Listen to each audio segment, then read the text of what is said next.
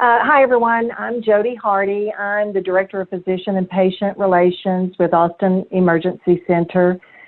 We have 4 ER sites here in the Austin area and 1 urgent care. So across all 5 of those sites, we have about 125 providers that we have to credential and maintain. And I've been doing credentialing at this level for about 10 years.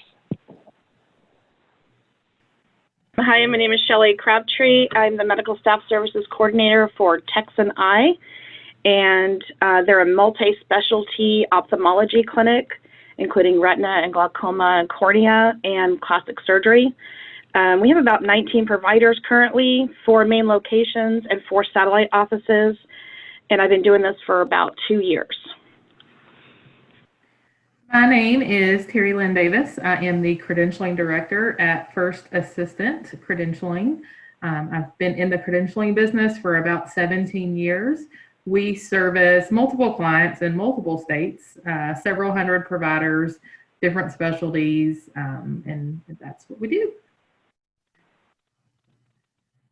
Hi, my name is Christy Rogers. I am a credentialing coordinator with First Assistant Credentialing.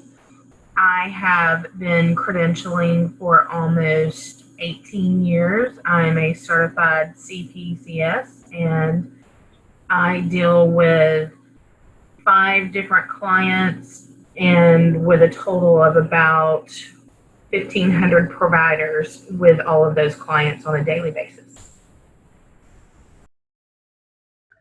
All right, as we say here in Texas, let's get this roundtable started.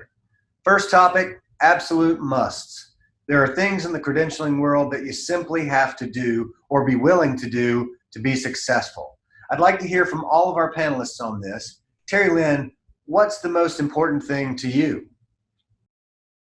Being prepared for deadlines and knowing when your committee is going to meet. Are they going to meet on a quarterly basis? Are they going to meet bi-monthly? You know, when are they going to meet so that you can make sure that those next re-credentialing files are due or are ready on time, that you send them out the packet on time, that you collect the information on time, and that you don't hit any expiration dates. We've run into that with signatures where we have obtained a signature and then maybe a committee got moved and the signatures expired before that committee meeting. So we're rushing to get those again.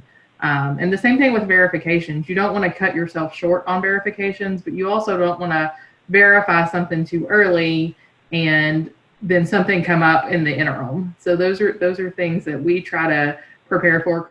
I agree with that. I think that you have to have your organization system that you set up be prepared for any kind of little glitches that happen, because they will, because a lot of this is beyond our control. Another thing that you have to think about is when you're planning ahead is you're always going to have those providers that respond at the last minute. So you're always going to have those doctors that you're trying to credential as quickly as possible and get them taken care of, sometimes in a matter of about 2-3 weeks before your meeting takes place. So what you want to do is have enough time to get as many of your providers processed before your meetings happen, so that when you do have those Johnny-come-lately providers, you're not scrambling and in a panic trying to get them processed, that you still have time to do them and not be trying to continue to get the rest of the providers. You have allowed yourself enough time for those providers that sometimes put you in a bind. What's really interesting about this roundtable is that you have two credentialing companies, and then 1 facility, and then a practice location, which is me. So the girls talking about trying to get those providers the information in my clinic, they have to come through me. So I'm the one who is sitting on the doctor's desk getting that signature or tracking them down, trying to get the information from them. Now, we do all the recredentialing for them for all of their licensing and stuff like that, so we don't have to worry about that portion. That's taken care of. I have that sewn up really good, so that's not a problem. The issue is just getting signatures, things like that. So it's really interesting to see the different sides of the two, because there is two different equations when you're talking about credentialing. It's the provider side, which is pretty much what I am, and then the credentialing side for the facilities or hospitals or clinics, things like that. So thinking long term on my side of it, there isn't a due date for a recredentialing for insurance, licensing, hospital reappointments. I have that stuff in my Monday.com, and I have it down to a T. There's nothing that surprises me. And that's the one thing that I had to learn really quick in this position, was you have to be thinking 6 to 8 months ahead of time. And you have to be prepared for every curveball. I have everything done at least 30 days ahead of time. Everything is, you have to be that way. Otherwise, you are stressing out the credentialers on the other side, which isn't good. And then the appointments could be, delayed or not approved by the meeting date and all of that. So it's really important that I keep on top of that stuff for the credentialers. So when they contact me, I'm usually right there. Here you go. Everything's here. What else do you need, and all that. I wish everyone was like you. That would make my life and Christy's life a lot easier. That's great. Communication and organization are obviously key, but so is the willingness to change. You can't be stuck in your ways. Isn't that right, Jody? Wow, yeah. Change is always a good thing. And once you establish your organization system that you're using, whatever that is and whatever it works for you at the time may change. Or maybe in our case, for instance, we became JACO certified a couple of years ago, and that changes everything. So protocol changes, paperwork changes. So just be prepared for that. And again, that is also will make you have to think long term for things like that. But to be prepared for that and be okay with making changes and have your organization and system change. Being stuck in a system that is not efficient and you're not willing to change, it can only hurt you in this position. Constant reevaluation and improving processes. I think I've done that about 5 times since I took over this department.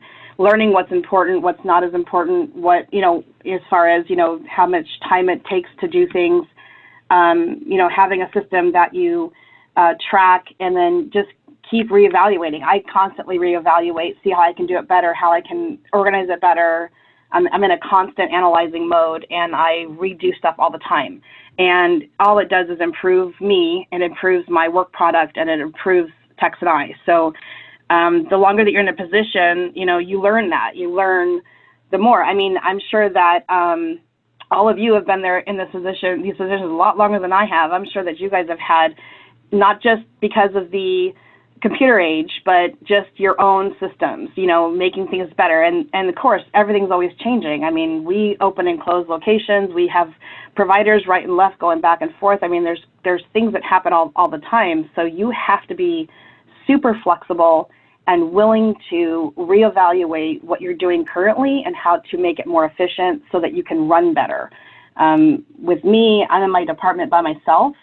And so I am treading water for the most part because there's so much to do, and I'm waiting to get another helper in here. But that's why I'm constantly evaluating, trying to time management and prioritizing and all that stuff. So I mean, you have to be willing to keep an open mind, accept help if if somebody else is there. Seek knowledge, just like this webinar. NAMS is a great resource for the legal stuff and getting the certifications, which I'm currently studying for. And so if you just go out and just network and meet people and find out what works for them, and then see if you can implement it, with us, with your system, it helps you so much if you do that. Awesome. So in any workplace, having a team to support you is great, but a lot of times you're like a lone ranger taking on credentialing. Can you ladies expand on the importance of networking and how you use your connections to manage your day-to-day work life? Networking is a really important piece when it comes to credentialing, making those relationships with your fellow credentialing coordinators, specialists, directors, on both the payer enrollment side, the medical staff offices, the private practices. Anywhere that you can make a connection with someone is really important. And it's not just on a job level. It's great if you can get a small personal rapport. I'm not talking about knowing the ins and outs of the entire life of someone, but just having a friendly relationship when you call and chat with someone. Hey, how's your day going? You know, that kind of thing. Because if you can develop a really good relationship with the people that you deal with, you'll be surprised that when you get in a pinch about something, if you really need the help for an answer to something, or if you're having difficulty getting that app to go through on the payer side and finding out why it's not going through and getting approved, or at the hospital, or if you're not getting a response, how many people have sent out letters for affiliations, and there's always that one person in an office that never responds to letters. But if you have a good relationship with another person in that same office, you can always call and say, hey, you know, I've sent 3 requests. This person isn't responding. Can you help me get this letter? I really need it. It's the only thing I need to complete my file. And that person is like, sure, no problem. And the next thing you know, in a half hour, you have that letter. It's because of those relationships that you've developed in networking. Yeah. I agree. Connections come in handy. I know that we had to, we opened our urgent care in a very short period of time, and I didn't have any information on how to credential a nurse practitioner. So I went back to my buds that I had worked with the hospital, and they helped me with a checklist and things I needed to do to follow through on that. So I agree. It's always great to have contacts. One of the things that I faced when I took over this position is the person before me ended up burning bridges instead of building bridges. So I spent the better part of a year rebuilding those bridges. And now that I have done that, and then I'm still doing it, obviously, I'm very personable with my contacts, because they help me and I help them, and I always answer my phone, and I'm always quick on an email, and I'm constantly in contact with everybody about what's going on, if there's an issue, whatever it is.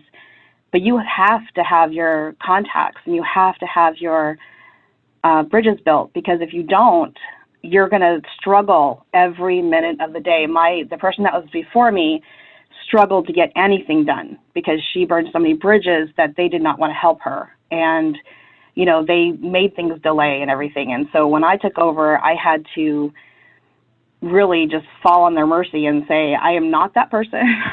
I am going to be here. I'm constant contact, whatever you do, and I've proven myself. And so I have very big bridges that I've built with everybody, and I'm very proud of those relationships. And they can call me, and they are very personal with me as well, and they know that they can get whatever they need from me, you know, if it has to do with the provider, obviously, with credentialing. So it's super, super important.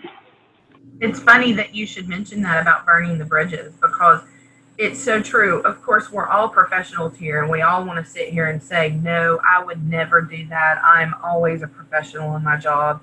I always get everything done in a timely manner. And it's, you know, we handle ourselves in the utmost highest respect. But let's just be honest, if somebody really ticks you off and doesn't treat you with respect in your job, how likely are you to want to do their stuff when it comes across your desk? And I've seen that far too many times in so many situations where people aren't getting letters returned, they're not getting responses, they're not getting things completed because they have ticked the wrong person off. And that person just, whenever they see something come across their desk from, you know, negative Nancy, sorry if anyone's named Nancy out there, I'm not trying to, you know, put your name down, but, or Debbie Downer, here I'll throw someone else in there in the mix, but they see that name come across their desk and they're like, nope, sorry, not today, and that letter immediately goes to the bottom of the pile. And so it just delays things further. So being nice, being kind, being respectful, it goes so far in this business. It really, really does. Not only that, advancing your career. If you are good at what you do, you have that personality, people remember that. And when that position comes open, they're going to remember, hey, so and so did a fantastic job. Let's reach out to them. They might be willing. And you never know where it can advance you and take you in your career. And another point to networking, Christy and I had this recently. We actually have a client going under a JCO audit today, of all days, and we knew it was coming. So, what was it, a month or two ago, Christy actually reached out to a former colleague who had just gone through the same audit and just said, hey, you know, what are some things that came up while you were going through that? And we were able to go through our clients' files and make sure that those things weren't in our files. Our files were good. We did a mock audit. Everything went well. But because Christy had that good relationship with a former coworker, it wasn't, you know, she didn't burn that bridge when she left that job. She kept that relationship open, and it benefited us in our company in having somebody that we could say, hey, you know, what did you see? What happened? And then we were able to share that information. So the networking is just it's so valuable. Thank you, Terry Lynn. You know, one thing I suspected and now can confirm from most of the panelists is that in this role, you have to have an eye towards perfection. I mean, you're all interested in maintaining as much control as you can as type A personalities or type C personalities, depending on the resource one might refer to. Ladies, you must have a short list of important tips that you swear by. Here in our second topic, tips of the trade, please share any tips, tricks, advice, anecdotes, anything that would be helpful to your colleagues. Christy, let's go to you now. I know you handle multiple clients. What's your perspective? Is that a one-size-fits-all proposition, or is it never-endingly unique? So when dealing with multiple clients, you're going to have to be willing to remember that not everyone is going to fit into a cookie cutter pattern. As much as we are type A personalities, and this, I know for me personally, one thing that I've had to adjust with in dealing with multiple clients is I came from a hospital setting. So we were Joint Commission standard, and our hospital, we did it this way, A, B, C, D, E, F. And so then coming into a CBO setting, and I have a hospital that I deal with, I have an IPA that I deal with, I have a telemed group that I deal with, and then I have another small rural hospital I deal with, and then I also have a surgery, outpatient surgery clinic that I deal with. So you can see I have five very different clients that I deal with on a daily basis. And each one follow different guidelines, different standards. And so none of them fit into the little cookie cutter pattern that I was used to. So you have to be willing to, one, adjust your daily processes and understand that, okay, this group follows these guidelines and I have to know these standards. This group follows these guidelines, I need to know these standards. And you have to be willing to adjust, change, and follow what each client does. You can't mix and match. You can't want to try and put them all in the same little nice, ducks in a row as much as you want to. Some things can cross over, and of course credentialing is credentialing. You verify the same information. You get the same verification letters for the most part. But as far as what each facility wants and each group, they are going to have their way of doing things. So you've got to be willing to listen to your clients, and sometimes you have to be willing to just say, okay, that's how they want to do it, and that's what we're going to do. Be willing to offer suggestions, be willing to offer the knowledge you have because you are the trained person, the expert, but be willing to say, okay, this is the client, this is what they need, this is what we'll do. And you go forward and offer them the best services that you can. Jody, your situation is completely different. You manage a busy emergency center here in Austin. Multiple offices, hundreds of providers, different license types, lots of documents and protocols. And that sounds like a lot of moving parts. How do you make everything work together so well? Sure. Yeah, I think I mentioned before, we have 4 locations. We have a 5th ER opening soon, and then we also have an urgent care. And some of those have opened in time constraints that we didn't have a lot of control over, because maybe it was an existing ER that had financial problems and it was in a restructuring type scenario, and so a lot of times we can't do anything for a period of time, and then it's hair on fire. So I used to be involved also with the scheduling of the doctors, and I'm also involved with setting up the admissions department for all of those locations as well. So the credentialing gets crunched into a small little compact area. I think it's very interesting. We have so many different aspects of credentialing with different size practices, different and credentialing experts. So I think it's really great to hear all this. I could talk to these ladies for hours, but yes. And so oftentimes, and I'm lucky in that our committee, our credentialing committee, is our partners, and I work with them every day. So I don't have to wait around for their quarterly credentialing meeting or monthly or whatever. I can text them and go, hey, docs, I've got some new charts. Can we look at them together? And then we get that done. So that helps me be able to do what I do with my hair on fire when we open a new position, new location. So, and again, it's also dealing with sometimes different kinds of providers. Maybe it's a nurse practitioner. We've recently done that, and I didn't have a protocol for that. And when they open up so quickly, you want to make sure, first of all, you're working well with the scheduler so that she knows that Dr. Smith is not ready yet. We didn't get all of his information in. He's not gone through credentialing. He's not been accepted yet. And so please don't put him for a 24 for tomorrow, because we can't do that. So there are a lot of moving parts the way we do it because of the way we're set up. But it's good that I have experience in all of those areas, so I know to let the scheduler know where we stand with the credentialing. And I've got to make sure that we're up to date on everything. And of course, that's something that I use a system for, your system. Thank you very much for helping me with that, to stay on top of everything that's about to expire.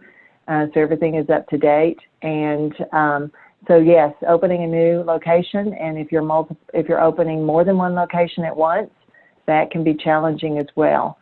So that's how I've handled it, is keeping very organized. And talking about keeping relationships, I think working with the new doctors that you're credentialing and having good relationships with them from the get-go is essential, because you'll get good response from them. They'll get things to you in a timely manner. They'll get things to you that are complete. And so it's always important to have those good relationships so that when you can move forward when you're under a time crunch like that. Shelley, I've learned that it's not uncommon for people in credentialing to be, for lack of a more graceful way to say it, thrown into the role and forced to figure it out. Was that the case with you, and how did you cope with that? Yeah, so I inherited the position, and I talked a little bit about, having to rebuild relationships with, payers and insurance and credentialing companies, things like that. But from an administrative point of view, there were 3 people prior to me who never cleaned up the files from the one before. So I had incomplete paper files. I had excessive electronic files that were a mess. I had to figure out what I needed to keep, what I needed to get rid of. Like, for instance, electronic folders full of just fax covers from 2005. I mean, it was like sifting through a a haystack, basically, of just garbage. And I had to figure it out, get the system going. I hadn't even had my system going. This was just me cleaning up, trying to figure out what I needed, and learning on the job in the meantime too. So, I had to do that, and I had to go through everybody's old emails for contacts, and I kind of, it was an abrupt departure for the person before me, so there wasn't a lot of prep time for anything at all.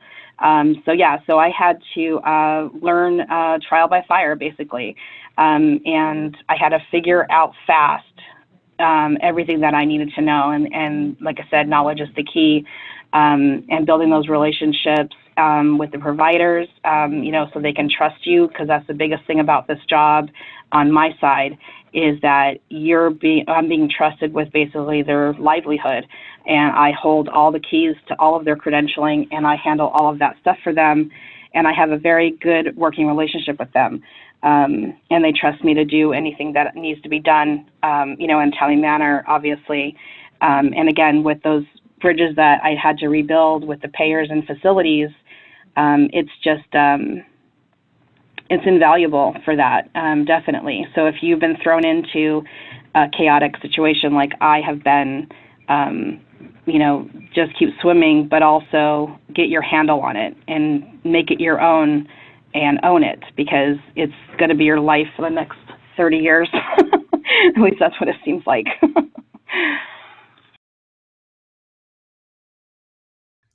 They say the only thing that remains the same is change, and with change can come surprise. So I think I know the answer to the first part of this question. Terry Lynn, do you find yourself getting a lot of surprises on a daily basis? What kind of surprises do you have? And finally, how do you deal with them? That happens daily around here. We knew that our client was going to have an audit today, but we didn't know it was going to be today until a few days ago. So we had to be prepared. We had to be organized. We had to be proactive. A big thing for us is, some of our facilities contract with a radiology group or an anesthesia group. If that group drops their contract, then all of a sudden we are in a rush and in a panic trying to get the new group credentialed so that the services can continue. So sometimes it's just, we're not, we didn't expect to have 10 or 15 rush files on our desk this week, but it very well could happen at any point in time. Doing a final review of a file, and you find something that all of a sudden you think, oh, I need to look at this closer. You don't know if it's going to be a quick answer or if it's something that's going to take additional research, additional verifications. And if that file's set to go to committee in 2 days, you're now in a time crunch. So, again, we try to be prepared and be proactive in having those files ready a little early, but you can't do it too early or your signatures are going to expire and your verifications are going to not be in the time frame they need to be in. So those are things that we run into on a daily basis. It's just not knowing what our day may hold. We try not to hold things off until the last minute for that reason, because you don't know with a variety of clients, anything can happen at any point in time. So again, being organized, being prepared, and being proactive are the three things that we really push for, so that those things don't happen, or if they do, that we can handle them, because they're gonna happen no matter what. Communicating with providers, I have to imagine, can be a tedious job. I know that they're supremely busy. I've heard horror stories, and I've heard some are downright Johnny on the spot in terms of responsiveness. How do you communicate with providers, panelists? What works best for you? So communicating with providers, I think we're in a little bit of a different position, because we have sometimes the facility managers or the clinic managers, and that's who we need to go through. And then sometimes we have to go to the providers directly. So knowing who to communicate with is very, very big for us. We've got to know where that information is going to be best collected from. And then, some providers want to email or a text. They don't want you to call them. They don't have time for you. So you've got to know not only who to contact, but how you're going to best get a response from that provider. And so having a system in place that can help with that is always super helpful. And then just, again, knowing how to communicate is probably big for us. And I think I'd like to echo Terry Lynn on that and say that a lot of times you have to know when to kind of sit back and let the provider respond, but then you also have to know when to push, because sometimes you'll have providers that respond the next day or within 30 minutes of you sending a request, and then sometimes you don't. So in having those processes in place, you also kind of have to know, okay, this provider is not responding, so a fax, an email, a text, this isn't working. We need to make a phone call. We need to push a little more, being mindful of those deadlines that you're working at with whatnot, because sometimes a hospital, a client, a clinic might come in with a more urgent request also. And those guidelines that we have in place sometimes have to just go right out of the window. You have to be willing to adjust and jump through hoops and go, okay, we've got to call these guys right away and move heaven and earth and get what we need. And so you definitely have to follow those processes, but then you have to be willing to adjust and change for those unforeseen circumstances. But you also have to know when to push and put on a little bit of the heat for the provider and say, okay, you're not responding. You need to get with it, or your privileges could be dropped. I mean, sometimes they think, oh, nothing's going to happen. I'll just send it when I want to. And they don't realize that there could be consequences to the fact that you're not sending your current license. You're not sending your current certificate of insurance. You're not sending your current DEA. This facility is going to drop your privileges if you don't send this information. You need to send it today. And so you kind of have to know when to push. So I kind of follow a structure when trying to talk with the providers. I usually do 2 emails, then I do 1 phone call, and then I sit on their desk. And if that doesn't work, then I'm getting my administrator involved for a reality check. So, I'm usually not hounding them. I'm usually giving them their space. But when it's something that's really important or that has a deadline that they're just not responding to, then, I do implement those strategies for myself.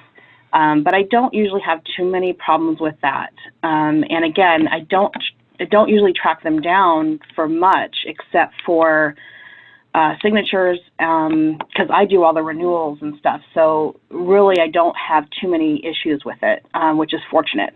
But, the only thing I think that I have issues with is with getting the CMEs in so that we can do the licensing and all that. And so they forget that they didn't do all their CMEs yet or whatever it is. And then my administrator will help me out and give them a reality check that if they don't get it in, then they don't get to practice. So, there's definitely giving them room and giving them the option to respond, and then also lighten the fire. I agree with completely. Well, I have the wonderful job of being able to work on site with all of our guys. We're 50 plus ER doctors, and I work on all 4 sites, and I'm around. And now some of the doctors may work just 1 12-hour shift a month, and some may work 14 12-hour shifts a month. So I see them on a regular basis, and I also onboard them, and like I said, I used to schedule them as well. So we kind of have a different type of relationship because I'm here every day and in their midst. And they don't have offices here except for our partners. So if I'm I usually text them. We're very casual. I will just text them and say, hey, doc, I need a new DEA, or hey, doc, you need to sign this form, or whatever. So we kind of have that sort of relationship with them. I do. It's different. But I've been working on this for about 6 years, so it just kind of evolved into that. And if I have any issues at all, maybe there's a doctor and we have very few. Our guys really are just the best. But if we have anything, I'll copy one of the partner doctors, and on an email, and they'll know that that doctor's not getting back with me in a timely manner on things that I need to keep them current. But texting is a big thing for me. I have one doctor who doesn't text, so I know to email her, but she immediately responds to me. And if not that, she's one of the ones that works 14 to 16 12s every month, so I know where to find her. And I also have access to the schedule. I'm going down right now as soon as we finish and work face-to-face with the doctor I need to get some information from. So that is the benefit that I have, the way we're set up. I think it's so fun to watch all these different scenarios, but that's what I do. And it's always maintaining that relationship, but always, again, and I think one of the ladies mentioned, I mean, you do have to be firm, because they do think, oh, it's just my license, I've got it at home, I'll get it to you, kind of thing. And no, it's important. It's for us. And I did have, I've had doctors who don't understand what it is that we do and how important it is, and that the state comes in and evaluates all of these and make sure everything is up to date. So you have to let them know why. And even I have a letter from the state that tells, specific things. If I need to pull that out, I will. But you have to be firm, and they have to have a lot of respect for you, but also know that they can count on you at the same time. So it is, again, developing those relationships. There's stress in any job, and it seems to me like there might be lots of it where credentialing is concerned. You've got compliance requirements, timelines, personalities. How do you tame the beast? Mine is support. So for me, it is to support, my team, to support my staff and make sure that they have the resources they need, because when they're stressed, I'm stressed. I'm worried about something getting done. So for me, that's probably one of my key things, in addition to organization, is supporting each other. I support Christy, but in turn, she supports me when I need it. So on a personal level as well as on a professional level, that support is definitely a key component. I would say also I would definitely echo support. I think that supporting one another is a huge thing, but I would also say trying to, as much as possible, to separate your personal life from the job. Terry mentioned earlier in the call that many times we are at home and we are thinking about, oh, I need to do this, or you saw this on the news and you think, oh my goodness, have we been doing this for our files? And really and truly, it can quickly overtake you and constantly consume your thoughts when you're thinking about things, especially if you have a meeting coming up or a problem file with a provider, and it can really, really consume you. So you've got to find a way to be able to separate the two and find a way to leave work at work. And when you walk away, say, okay, this is staying here. I am walking away, and I am now Christy, not credentialing coordinator, but Christy, wife and mom, away from here. Because if I don't do that, no one wins in that situation. My family doesn't win, I don't win, and you really have to learn how to separate yourself from the job, because if you don't, it will overtake you. Yeah, so my viewpoint is, unfortunately, this job does attract a certain personality, like we've talked about, and usually that person is never turning off. In fact, I actually do a lot of reevaluating my system and stuff after hours, and that's because I have a time where no one's bothering me and I can actually think about stuff. But when I do need to de-stress, one of the things that I do is, before I leave my office, I make sure that my inbox is empty, because if I don't, I'll be sitting at home going, what is that? But I do veg out in front of my computer and at home, and I play a game, usually with my kids, or I play a video game that's on my PC, and it basically just zens me out, and it's the best way of relaxing for me personally. getting the frustration out and stuff like that, having that network ability and support team, it would be great. And I wish I had that here personally with my in my company, but since I'm the only credentialing person here, nobody really knows what I'm talking about, even though I do vent. But you know, my husband and my sons have definitely learned a lot about credentialing over the last 2 years, because I've been telling them all the different pitfalls and you know, accomplishments and stuff like that. So, you know, de-stressing with talking and letting out your frustration is definitely key, and then finding your Zen place after hours. And like she said, I mean, finding your, you know, you're not just a credentialing coordinator, you're a mom, you're a wife, you know, and you're a person. So you just have to have that release. Well, I can really relate to what Shelley was saying, because everybody has their own way to decompress, and mine is I'm always connected. We're a ER open 24/7, 365. It never shuts down for us, and so you come to an acceptance of that, and you learn how to decompress within the chaos even. So my phone is always on me, it's like an appendage. I'm always attached, but you have to know, and for all of us, I'll guarantee you that if we did a personality test on all of us on this conversation, we are all a very detail-oriented group. We're the kind who would fret over being off a penny on our reconciliation of our bank account if we weren't electronically taken care of. I mean, we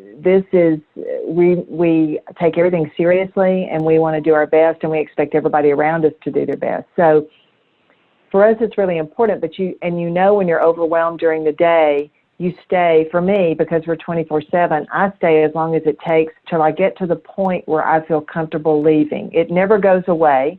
It will be there tomorrow, but there is that point where you feel like, okay, now, tonight, I can go home and I can relax and I won't think about it until tomorrow morning, because it will still be there. So, and yes, venting to other people is very important. I am also the only one who does this job where I am, in addition to wearing other hats. So, you know, venting to other people and having good friends that you can do that with, or people at work that you can do that with in a professional way. And having a good group of friends that you can go out with and not think about work, being completely separated as much as you possibly can. My friends are accustomed to my getting calls or texts in the middle of dinner or whatever, but you learn how to use your time, your off time, your downtime wisely, and to decompress. I make sure, for me, it's physical fitness too. That makes me feel in control, and so and that's a big thing for personality types like ours. We like to be in control, so that's why we get kind of stressed out when things get chaotic.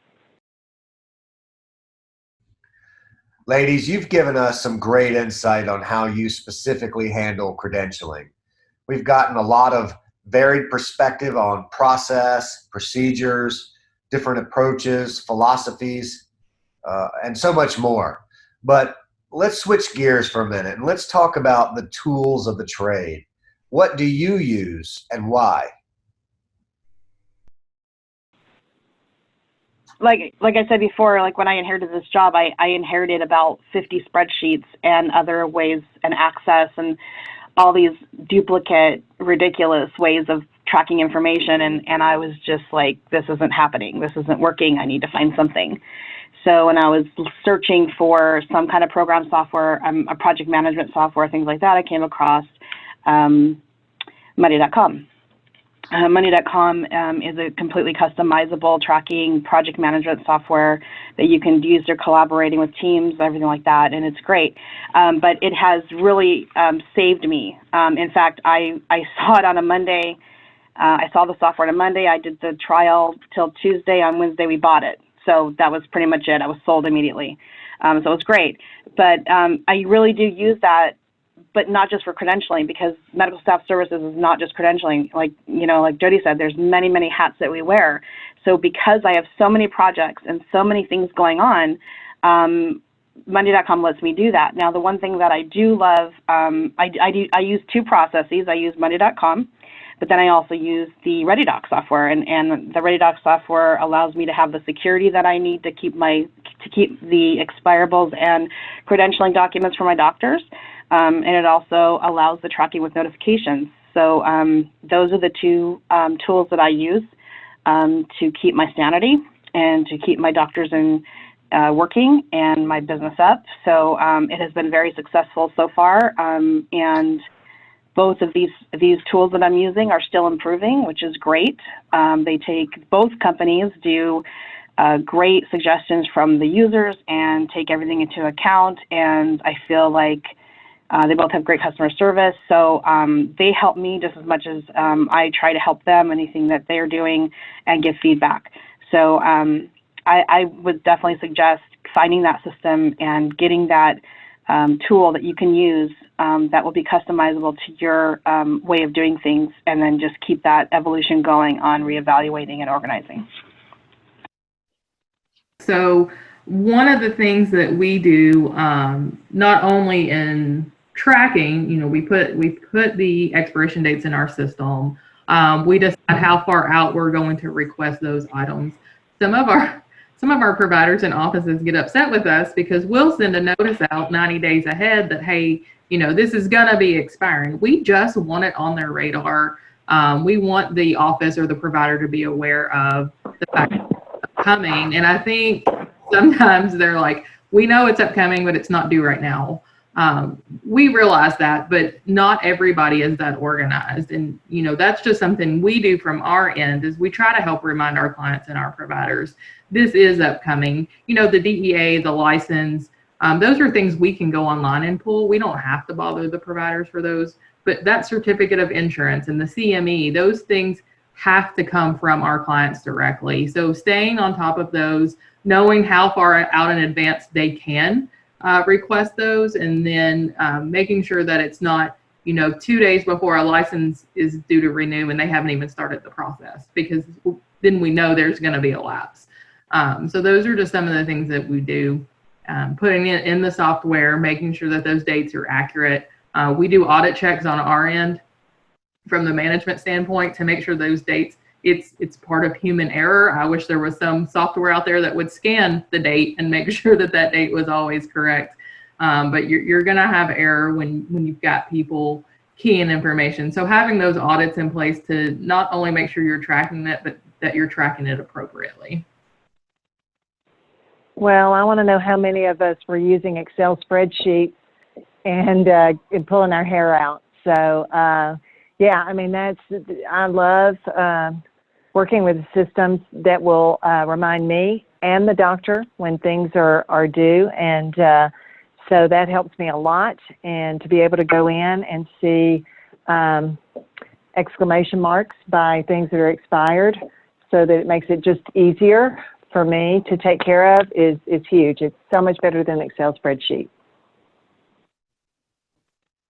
I think it's important to have all of your provider information in one place so that you're not scrambling and searching for information. I think everyone would agree on that, whether it be when an audit comes up or when the state walks in and you're having to pull a file or whatever. It's great to have everything in a uniform fashion.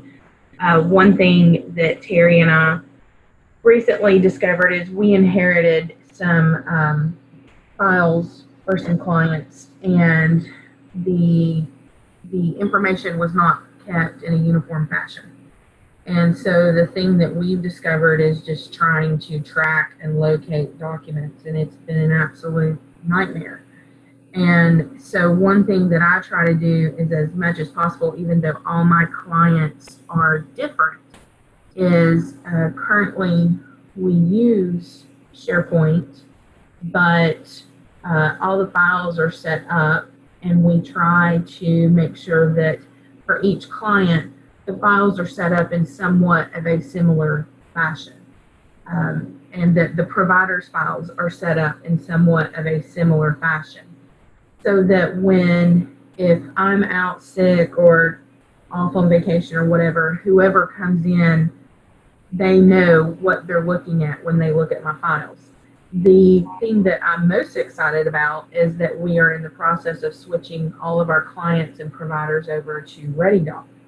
So that information will all be in one place for ReadyDoc, and we have been in the process, and we've already used ReadyDoc for some of the documents and things, and getting some of the clients set up. And one thing that I really like is that the invitations can be sent out to the providers to allow the providers to submit documents when they're submitting things. So, it kind of takes the middleman out of things, because not only am I allowed to see things in real time, but our clients are allowed to see things in real time, as well as the provider, whoever has the invitation and the access to that information in ReadyDoc. Everything can be seen in real time. Also, it's super secure, and if any document is updated, changed, tampered with, anything, it saves a new version, so you know that that documentation has been changed in some way, shape, or form. So I love that aspect of it, because you don't have to worry about the authentication of it. You know that that's the authentic document that you've received. And so I think it's just the main thing, it's super important just to have everything in one place and in a uniform fashion, so that whoever is looking at those files, you're not guessing and wasting time searching and trying to figure out what you're looking at and find what you're looking for. Credentialing is not a sprint, it's a marathon. And for time management purposes, having those documents in one place pretty much is the most efficient way of saving your time, because your time is the one thing that you can't get back, and it's the one thing that's most demanded of you on every level in this position. Having the time to, get searching for documents or searching for things that you need is waste. You need to get that stuff in one area, get your system set up so that you are only going in one place to get that information, to see those tracking, expirables, and saving your time. It's worth it to keep your system efficient. And the best way to do that is to get all of your credentialing information in one spot, so that there is no need to search. There's no reason to do that. You'll drive yourself crazy. Having that organization inside of ReadyDoc is invaluable to me. Along with the security. I mean, it's great. So it is a requirement of this job, is to have everything in one place, in my opinion. I agree. We have 5 locations, and in the day before ReadyDoc, I had paper files at all 5 locations, because I had to, because if the state walks in to one location, the credentialing items have to be there. Now I have them electronically at my fingertips and all in one place and organized with reminders of when to be updated. So it's essential. Those were crazy days. Wow, it sounds like it. So the digital trend has really helped keep things organized and on top of important documents. You also mentioned it helped with security. How so? Security in my area is, in my position, we don't deal with the PHA part too much, because the credentialing stuff that I deal with goes directly to facilities and things like that, so I'm not too concerned with that stuff. But security of the documents themselves is so important. I basically have all of my providers' life in my hands, in my office, like everything. So I have to keep their information as secure as possible, so that there's limited access to those things. Security documents is the most important spot for the provider themselves in my position. So for facilities, on your side, you guys can talk about that. But as far as the provider side, and in my position specifically, because we work kind of different than most provider offices, because I handle everything, I take security very, very, very seriously. And having that secure environment with ReadyDoc is perfect, and there's no reason to have it anywhere else. You need to have that security.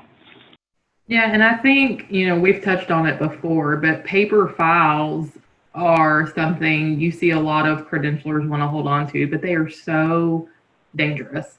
Anybody can walk in and grab them. Anybody can, it can just get lost in the shuffle of other paperwork, and all of a sudden there's a license or a social security card floating around. We personally, within our company, it's against company protocol to print anything. Document-wise, it's all electronic. The exception would be if we needed to send something to a facility. We've worked with all of our facilities to establish either a shared file or some password that we can protect all the documents with a similar password that only us in the facility know, so that we can pass files back and forth. That's something we do have to deal with. We're not inside the facility. So, we are collecting all of this information from the providers, and then we're getting it over to the facilities to review and to put in their files. So having a secure means to do that is just a necessity, and something I think the electronic age has definitely helped. And now you have to worry about, breaches in those electronic files and security. So making sure that you have those protocols in place, and that you're meeting. With us, we've got multiple clients, and they each have security protocol that we have to adjust to. We've got to make sure that whatever we're doing on our end is also fits within their standards and their protocols. So just working with your clients, working with the facilities, working with the providers to keep that as secure as possible. And then, you've got providers out there that are very, very concerned about handing over this information. It's something that on our end we run into a lot. We're a third party. So they are wanting to know, why are they handing us all of this information, and what are we going to do with it, and how are we going to secure it and keep it from just out there wandering the universe. So it's something you've just got to be super vigilant about. I think in the past we've been a little lax, and we as an industry, emailing files back and forth, we think that's okay. And while that is a good form to share information, you've got to make sure if that social's on there, if that personal information, those background check forms that they fill out that has everything that they need, secure those, password protect those, even if you're just going to be emailing it to somebody else within your facility or company, making sure that you're sending that securely. Another thing to think about security is not only do you have to think about it electronically, but where Terry was talking about the paper files is, someone that could walk in and grab the file and take off, and they've got all of the provider's information. A lot of people don't take into consideration natural disasters if they are still using just paper files. If, God forbid, a fire destroying a facility, then all your information's gone. Or look back to Hurricane Katrina in New Orleans and Louisiana. Tulane lost a lot of their documentation. I know that many times when I reached out to them to verify education for a facility or hospital privileges or whatnot, a lot of times now you get information back stating that all of those documents were destroyed in the hurricane, and you can't get that information. That information is gone. You can't verify those providers' education. You can't verify that history for that provider's work history and time. And so that's one thing that you have to think about, because when we're trying to verify and establish a timeline for these providers, because that's what meets our standards, is, and you're thinking about security, is if you have these files still in paper files because you think that's what's keeping you secure and keeping everything in check, because you're afraid to switch over to electronic because of those reasons, because of security, you're really hurting yourself, because if you lose that documentation, it's gone and you can't get it back.